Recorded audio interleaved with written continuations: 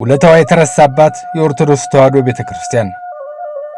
የኢትዮጵያ ኦርቶዶክስ ተዋሕዶ ቤተክርስቲያን ኢትዮጵያ ብሔራዊ ችግር በገጠማት ወቅት በተለይ የውጭ ወረራ በተነሳባት ጊዜ ካህናቶቿን ተልኮ ሰጥታ መንፈሳዊ መምህሮቿን አሰማርታ ምዕመኖቿን አስተባብራ ሞራላዊ ስነ ልቦናዊ ድጋፍና ግንባታ ስታደርግ ኖራለች። ሱባኤ ይዛ ከተለመደው የአጽዋማት ወቅት ውጭ ጾምና ጸሎት አውጃ ምዕመናኑ ወደ ፈጣሪ እንዲያለቅስ አድርጋ ስለ ሀገር ስትጸልይ ስለ ሕዝብ ስትማጸን የኖረች ከማለዳ እስከ ማለዳ ከምሽት እስከ ምሽት ስለ ሀገር ስትጸልይ በመጽሐፍ ቅዱሷ ስለ ሀገርና ሰላም ብልጽግና እንዲሁም ስለ ሕዝብ አንድነትና ፍቅር የሰበከች ስለ ሀገር መሪዎች ብርታትና ጤና ፈጣሪና አብዝታ የለመነች ዓለም ሰላም ውላ ሰላም እንድታድር ብዙ የተማጸነች ሰላማዊት ቤተክርስቲያን ነች። ብሔራዊ ጦርነቶች በተከሰቱባቸው ወቅቶች ሁሉ ሕዝብ የባርነት ቀንበር እንዳይጫንበት ዳር ድንበር እንዳይቆረስ ጽላቷን በካህናት ጀርባ አሳዝላ ድንኳን በሰውና ባከሰስ አሸክማ በየቦታው ጊዜያዊ ቤተክርስቲያን በድኳን እየቀለሰች ፈጣሪ ለሀገር ጉልበት እንዲሆን በእንባ እየለመነች ጥይት እንደ በረዶ እየወረደባት ጠላት በደረሰበት ቦታ ሁሉ ቤተክርስቲያናት እንደ ችቦ እየነደዱባት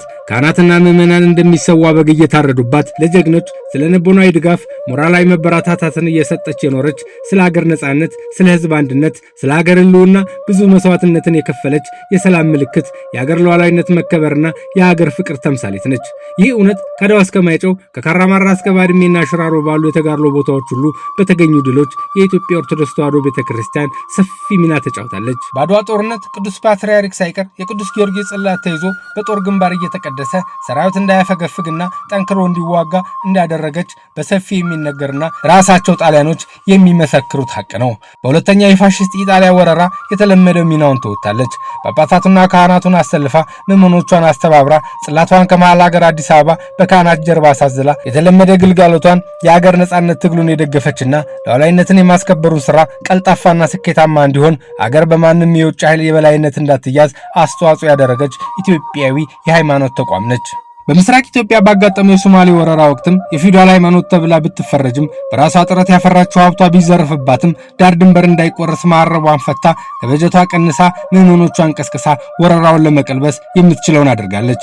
በባድሜና ሽራሮ በዛላምበሳና በቡሬ ቅዱስ ፓትርያርኬ በግፍ እንደ ወንጀለኛ እንዲሳደድ ተደርጓል ብላ ሳታኮርፍ ምዕመኖቿ የሀገራቸውን ዳር ድንበር ለማስከበር እንደ ጥንቱ አካላቸውን ሕይወታቸውን ገብረዋል። ጳጳሳቷ በብሔር ኮታ እንዲሾሙ ብትገደድም በውስጥ አሰራሯ ጣልቃ ቢገባባትም በሀገር ጉዳይ ወደ ኋላ ሳትል መቀነሷን ፈታ ያላትን ለዘመቻው ድጋፍ አድርጋለች። ለሞተውም ስርዓተ ፍታት ፈጽማለች። የኢትዮጵያ ኦርቶዶክስ ተዋሕዶ ቤተክርስቲያን ለሀገር ክብርና ለሕዝብ አንድነት ባላት ነገር ሁሉ የተቻላትን ስታደርግ፣ የተራበውን ስታበላ፣ የተጠማውን ስታጠጣ፣ የታረዘውን ስታለብስ ብትኖርም በዚህ ባለንበት ዘመን ከውስጥም ከውጭም ጠላት ተነስቶባት እንደ ወዲት ጉዲትና እንደ ግራኛ አመድ ዘመን የሐዘን ማቅ ለብሳለች።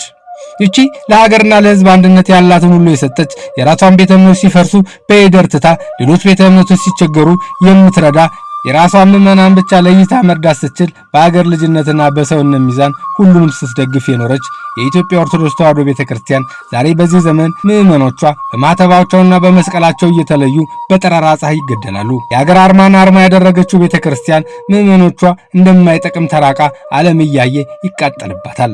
ሀገር ያቆየች ባላገር ውለታዋ ተረስቶ ግልጋሎቷ ተዘንግቶ የሀገር ማንነት በመጤ እውቀትና ጠባብነት በሀገሯ ልጆች ተቋሞቿ እየወደሙባት ሊቃውንቶቿና መንፈሳዊ አገልጋዮቿ እየተገደሉባት ትገኛለች።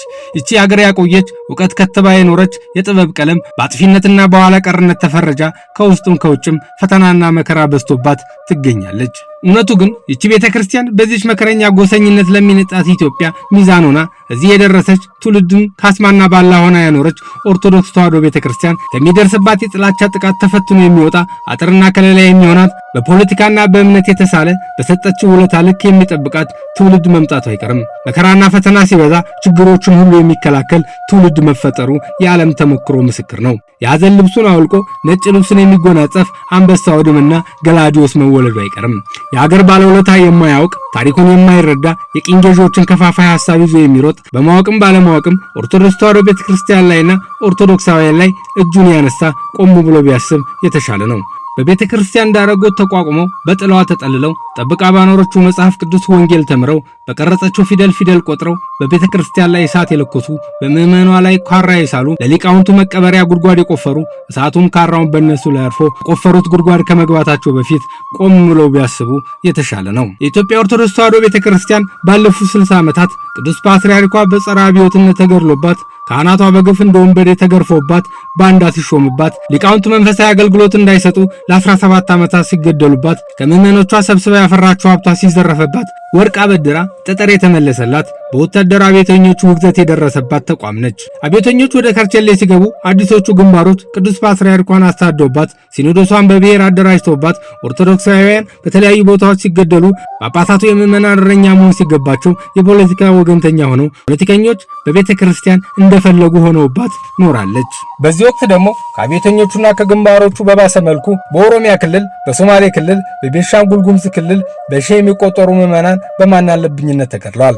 ካህናት በዝቋላ ገዳምና በሌሎች የአገሪቷ ክፍሎች በታጣቂዎች ተገድለዋል። ያለ ሕግ ታስረው ተንገላተዋል። ቤተክርስቲያኖች ተቃጥለዋል፣ ተዘርፈዋል። በትግራይ ክልል በጦርነት ምክንያት በከፍተኛ ደረጃ ውድመት ተፈጽሟል። በዚህች የአገር ባለውለታ ቤተክርስቲያን ላይና ምዕመኗ ላይ የሚደርሰው ሰቆቃና ግፍ ለሚሰማውም ለተመልካቹም ግራ ነው።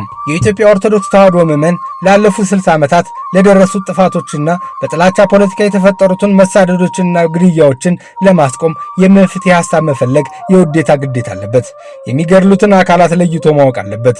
ድምፁን ጎላ አድርጎ መናገር አለበት። ሁሉም ኦርቶዶክስ ይህንን ማድረግ ከቻለ በደሉን የሚያቀርብበት የፍርድ ችሎት ይኖረዋል። ቤተክርስቲያን እንደቀደመው ጊዜ የኢትዮጵያ ተቋም ሆና ብቻ ትቀጥላለች። የምዕመናን እረኝነታቸውንና የእውነት ጠበቃነታቸውን ትተው የፖለቲካ ተወካይ የሆኑት ጳጳሳት እንደ አርዮስ ይወገዛሉ። እግዚአብሔርም የራሱን ሰው ያስነሳል። ኢትዮጵያም ቤተክርስቲያንም እስከ ዓለም ፍጻሜ ይኖራሉ።